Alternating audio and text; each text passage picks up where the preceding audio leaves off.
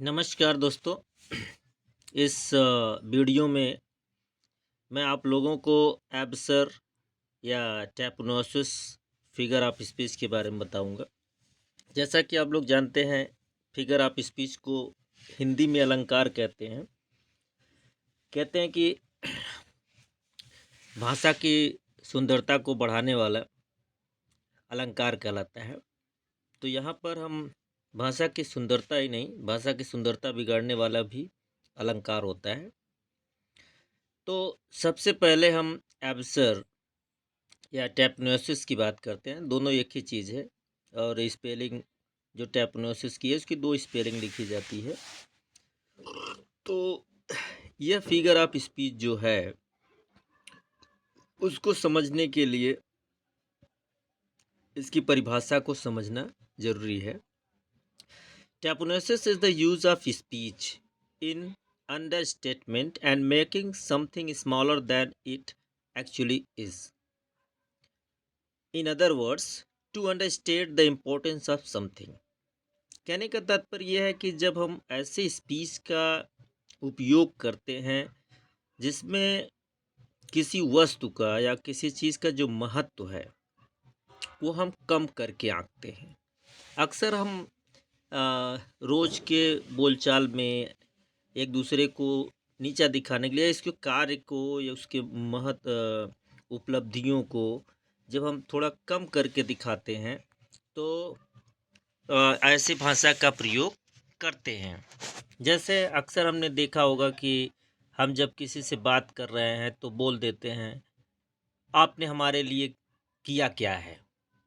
जब कोई व्यक्ति जैसे माता पिता से अपने अगर ये बात कहता है कि आपने हमारे लिए किया क्या है, कभी कभी पति पत्नी को कहती है, पत्नी पति को कहती है और पति पत्नी को कहते हैं कि आपने हमारे लिए क्या किया है। तो वहाँ पर एब्सर का प्रयोग अक्सर किया जाता है। आप या ऐसे कहा जा सकता है, यह काम तो कोई भी ऐरा गैरा कर सकता है। कोई भी काम है तो उस काम का अपना महत्व होता है, हर काम को कोई नहीं कर सकता है। तो यहाँ पर देखिए टैपनोसिस का प्रयोग किया गया है एब्सर का। ऐसा करके आपने कोई तीर नहीं मार लिया है। ऐसा करके मतलब यहाँ पर भी टैपनोसिस ही है।